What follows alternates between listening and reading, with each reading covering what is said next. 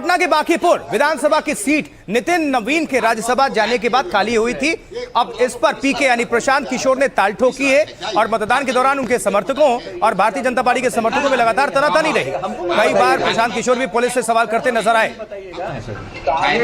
करके कायदा होता है, चारों तरफ से घेर के आप हमको बैठे हुए हैं और कह रहे हैं कि आप कायदे से बात कर रहे हैं। पर हम नहीं किए हुए हैं। आप दो आदमी को गायब किए हुए हैं। हाँ, बोल रहे हैं ये हमला आपको पुलिस राज बना दिए हैं क्या? सर पुलिस राज है क्या? ये क्या आप करेंगे? हम अपने सीनियर को बताएंगे। सर ये चीज आप वहाँ बताइए, मेरे यहाँ हमको मत बताइएगा। थाने में आपसे आदमी गायब होगा तो सर हमको नहीं बताइएगा, मैंने नहीं लिया है। बिहार की जनता देखे कि जब हम लोग के साथ आप इस तरह का व्यवहार कर रहे हैं तो आप पॉलिटिक्स हमको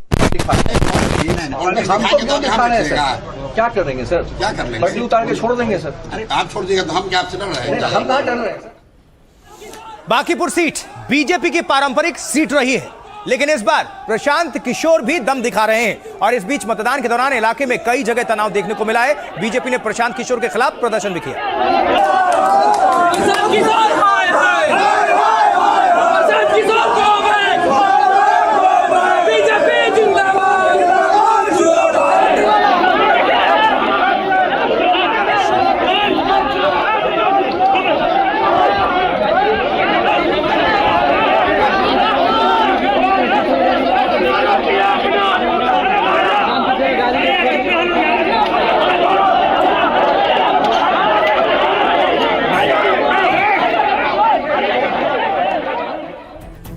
ये तो बिहार की हम बात कर रहे थे, लेकिन उधर मध्य प्रदेश दतिया उपचुनाव में भी वोटिंग हुई है। नतीजे 3 अगस्त को आएंगे। आइए जरा जल्दी से देख लेते हैं कहां कितना मतदान हुआ है। मध्य प्रदेश के साथ साथ बिहार की भी बात करेंगे। तो बांकीपुर बिहार में 34.30% मतदान हुआ, वोट कास्ट हुआ। कुल 26 उम्मीदवार मैदान में है। 1990 से इस सीट पर भारतीय जनता पार्टी का लगातार कब्जा है, हारी नहीं। उसके बाद प्रशांत किशोर पहली बार चुनावी मैदान में ताल ठोक रहे हैं। नितिन नवीन भारतीय जनता पार्टी के अध्यक्ष जो हैं वो राज्यसभा चले गए। राज्यसभा जाने के बाद यह सीट खाली हुई। अब प्रमुख उम्मीदवार कौन कौन है? बीजेपी की तरफ से नीरज सिन्हा है, जन स्वराज पार्टी की तरफ से उनके फाउंडर खुद पीके यानी प्रशांत किशोर है और आरजेडी की तरफ से रेखा गुप्ता है चुनावी मैदान में।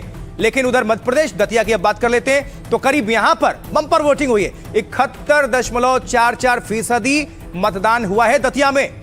यह मध्य प्रदेश के पूर्व गृह मंत्री नरोत्तम मिश्रा की सीट रही है। 2023 में नरोत्तम मिश्रा चुनाव हार गए थे। इस बार बीजेपी ने टिकट नहीं दिया उन्हें। कांग्रेस विधायक राजेंद्र भारती की अयोग्यता के बाद खाली हुई थी यह सीट। प्रमुख उम्मीदवार कौन कौन है? तो बीजेपी की तरफ से आशुतोष तिवारी हैं, कांग्रेस की तरफ से घनश्याम सिंह हैं। चुनावी ताल ठोक रहे हैं। आइए सुनते हैं अब बांकीपुर और दतिया को लेकर किसके क्या क्या अपने अपने दावे। प्रयास यहाँ के जो लोग हैं पुलिस प्रशासन का इस्तेमाल कर रहे हैं, लेकिन जनता उससे डरने वाली नहीं है। अगर जनता पर लाठी चलाइएगा, जनता को अरेस्ट कीजिएगा, उनको इंटिमिडेट कीजिएगा तो अल्टीमेटली और आपके खिलाफ ज्यादा वोट पड़ेगा। कोई नहीं बचा सकता। कोई चुनौती नहीं। प्रशांत किशोर पिछले विधानसभा के आम चुनाव में भी बहुत तीर मार रहे थे। इस बार भी कोई उनकी संभावना और उम्मीद नहीं है। वो मुंगेरी लाल का हसीन सपना देखते रहते हैं।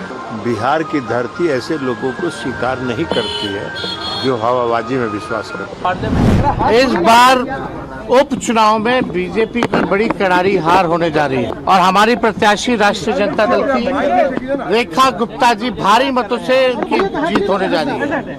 और 3 तारीख को जब नतीजा आएगा तो आप देखिएगा कि बांकीपुर से पूरे मुल्क में, पूरे देश में ये संदेश जाएगा जो राष्ट्रीय अध्यक्ष भाजपा की जो सीट जो है वहाँ से बीजेपी को हार का सामना करना पड़ेगा। कोई भी चुनाव आसान नहीं होता और ये ऐसा कहना कि नहीं कोई चुनौती ही नहीं है और हम लोग एकदम बहुत ही कंफर्टेबल पोजीशन में है, ये गलत है। लेकिन हाँ, बांकीपुर विधानसभा में जो जीत है वो 100% एनडीए की होने वाली है। कह सकते हैं पॉजिटिव फाइट नहीं होगा, एक अच्छी लड़ाई नहीं होगी, लोकतंत्र के अधिकार के लिए विकास की बात नहीं होगी, तब तक कैसे होगा? पर भारतीय जनता पार्टी जीत रही है, सब एकदम बढ़िया। मतलब कमल खिलेगा? जी हाँ, जी हाँ। भारतीय जनता पार्टी जीते ये सोच था, कमल का बटन दबाया है। कांग्रेस जब हारती है तो ऐसे ही आरोप लगाती है। ये हताशा और निराशा का परिचय होता है। मध्य प्रदेश की राजनीति को बदलने वाला चुनाव दतिया की जनता को जिम्मेवारी मिली है। माँ की कृपा से 25,000 वोट से आदरणीय घनश्याम सिंह जी और हाथ का पंजा जीतेगा। भारतीय जनता पार्टी शिकस्त खाएगी और कांग्रेस पार्टी के कार्यकर्ताओं और जनता का आशीर्वाद दोनों का जो समावेश हुआ है, यह अद्भुत अकल्पनीय मध्य प्रदेश की राजनीति में बदलाव का संकेत है। और अब एक बिहार की राजनीति से दिलचस्प खबर। क्यों? क्योंकि उपेंद्र कुशवाहा के बेटे जो हैं दीपक प्रकाश, वो नीतीश कुमार के साथ भी मंत्री थे और अब भी सम्राट चौधरी के साथ भी हैं, लेकिन वो ना तो विधानसभा के सदस्य हैं और ना ही विधान परिषद के। तो अब सुप्रीम कोर्ट ने इस पर सरकार से सवाल पूछ लिया है।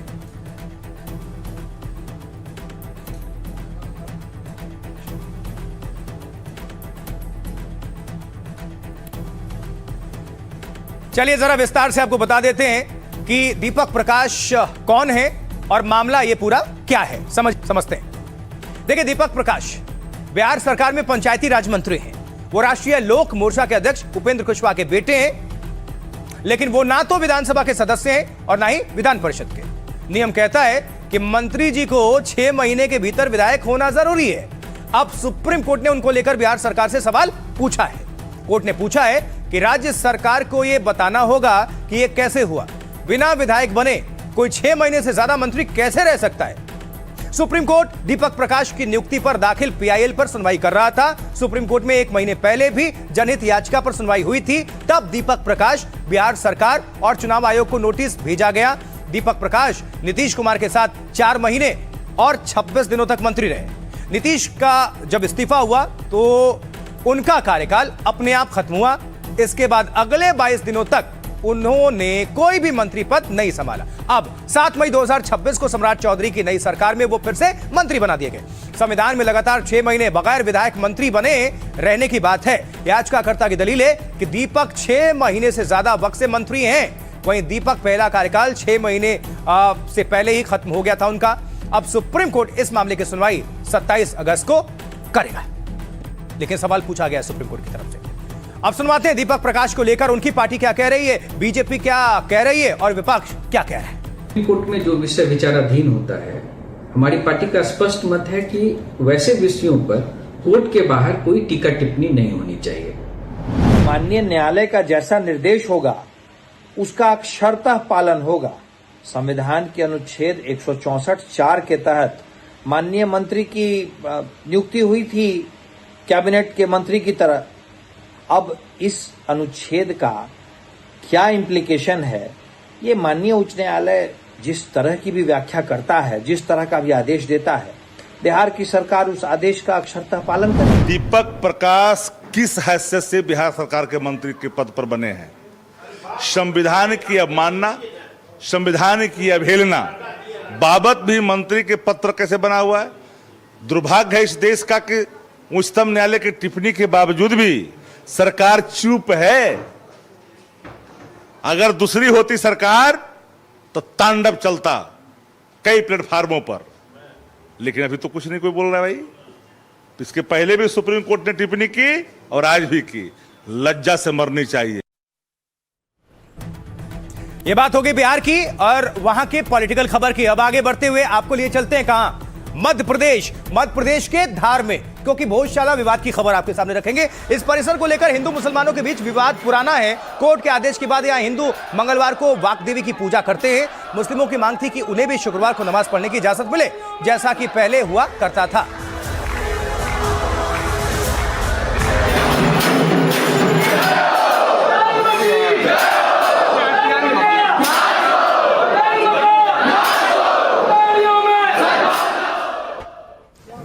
तो अब सुप्रीम कोर्ट ने परिसर से सटी दरगाह की जमीन पर मुसलमानों को नमाज की इजाजत दे दी है। ये जमीन जो आप देख रहे हैं, देखिए इसे, ये वही जमीन है जो विवादित परिसर से सटी है और जहां नमाज अदा की जाएगी।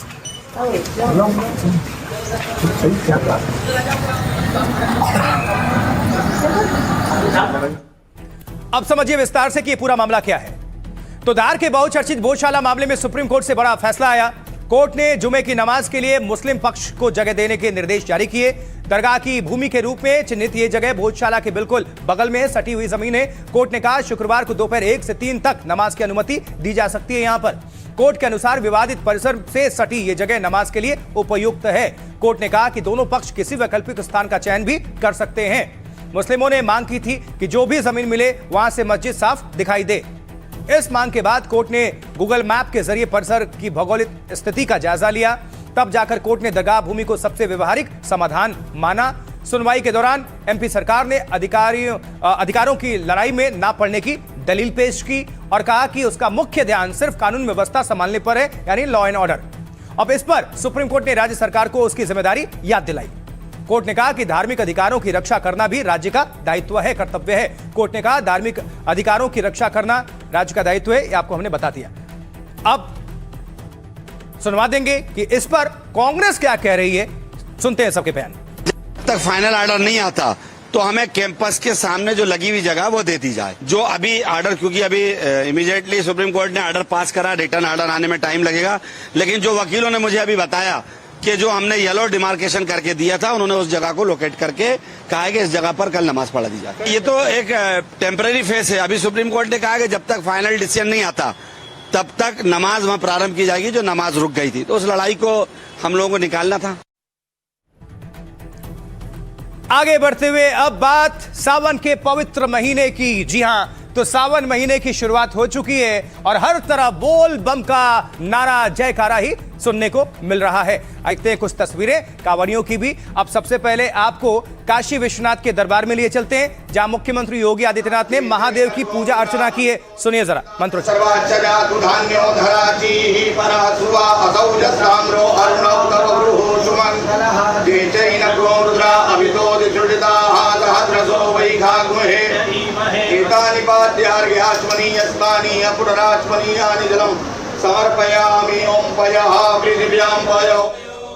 और अब आपको देश भर से अलग अलग हिस्सों से अलग अलग मंदिरों की तस्वीर भी सामने रख देते हैं, दिखाते हैं कैसे हर तरफ भक्तों की भारी भीड़, श्रद्धालुओं की नजर आ रही है। चाहे उज्जैन हो, दिल्ली हो, कानपुर से लेकर देवघर तक शिव भक्तों की लंबी कतार नजर आ रही है और हर तरफ मंत्रोच्चार के साथ हर हर महादेव की गूंज।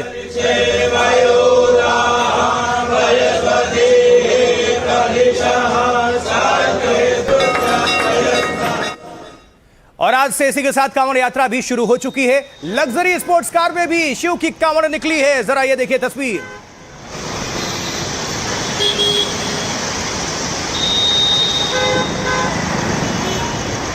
भोले बाबा के अगरदानी के एक से एक बढ़ के भक्त आपको दिखते हैं। हर साल कुछ अलग अलग छवि देखने को मिलती है, अलग अलग तस्वीर। अब एक भक्त ने तो अपने कांवड़ को नोटों की गड्डियों से सजा दिया और हर तरफ आपको सिर्फ नोट ही नोट दिखेंगे। देखिए जरा।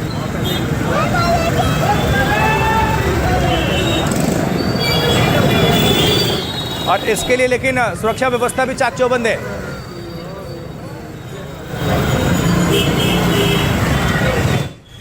और वहीं देखिए, इस बीच कांवड़ियों में प्रधानमंत्री मोदी, मुख्यमंत्री योगी की तस्वीर वाले टी शर्ट का क्रेज भी देखने को मिल रहा है।